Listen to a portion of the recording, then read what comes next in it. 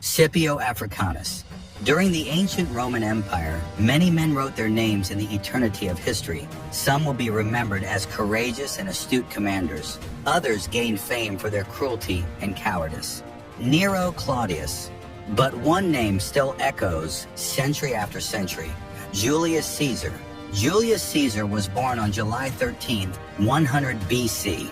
As a child, Caesar was already an adventurer, being an active and good-humored boy. But at just 16 years old, his life changed abruptly. His father died, and Julius suddenly became the head of his family. Julius was the nephew of Marius, a great general and politician.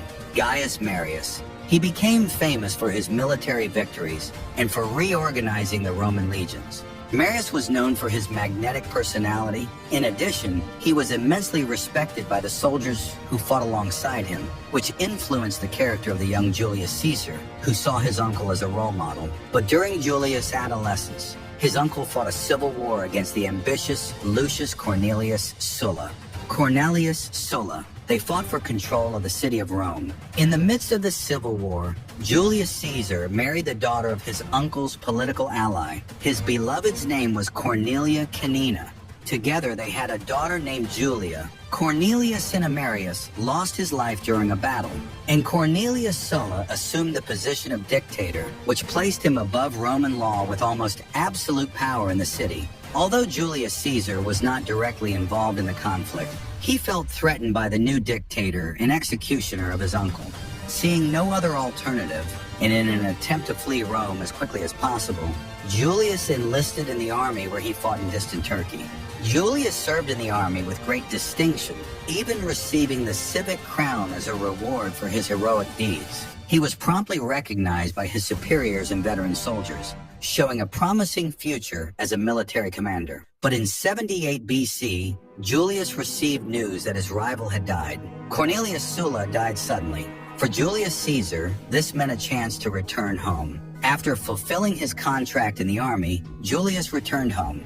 However, to his misfortune, his inheritance was confiscated by Sulla's abusive government. To survive, Caesar used his powerful voice and oratory skills to become a successful lawyer. And by working hard, Julius Caesar managed to rebuild his family's social status. When Julius was about 25 years old, he crossed the Aegean Sea.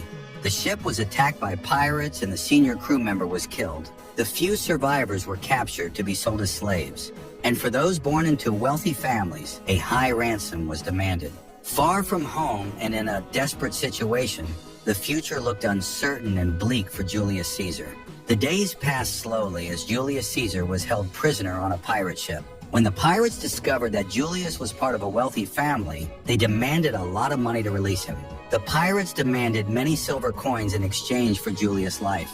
At the time, it was considered an absurd price. But Julius Caesar had always been a proud and fearless man. He told the pirates that they should demand even more coins in exchange for his life. But he warned them that as soon as he was free, he would travel the seas to take revenge on them.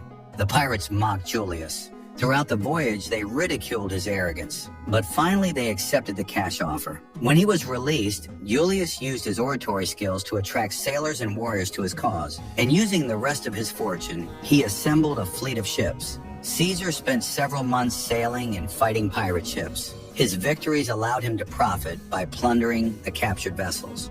When Julius finally found the pirates who had kidnapped him, he defeated them in battle and crucified the survivors. The pirates paid a high price for mocking Julius Caesar. This increased Caesar's fame. His name was already popular on the streets of Rome. When he returned home, he was drafted into the army. Once again, he left to fight in foreign lands. Julius distinguished himself on the battlefield once more, earning the position of military tribune. This gave him the right to command many soldiers and to run for political office. Julius Caesar returned to Rome in 69 BC. That year, he began his political career, taking up a new position in the Roman Senate. His wife Cornelia became pregnant again. Everything in Caesar's life seemed peaceful. But unfortunately for Julius, his beloved wife died that year due to a childbirth full of complications that took her life and that of her baby. Shortly after his wife's funeral, Julius was sent to serve in the military in Spain. He was the administrator of the territories controlled by Rome. One day, Julius decided to get to know the city of Cadiz, where he lived, better. After walking a certain distance, he found a statue worn down by time. When Julius approached, he realized it was a statue of Alexander the Great. As he stood at the foot of the statue, Caesar felt enormous torment and began to cry. He was already 33 years old. He felt that he had not yet achieved anything great in his life. By contrast, Alexander the Great, at that same age, had already conquered an empire. At that moment, Caesar swore that he would not rest until he equaled Alexander in his conquests. Julius Caesar fulfilled his role in Spain. He gained fame as a good governor and subdued 2 local tribes that revolted against Roman occupation. But Caesar did not like spending so much time away from Rome. After completing his service in Spain, he returned to his hometown.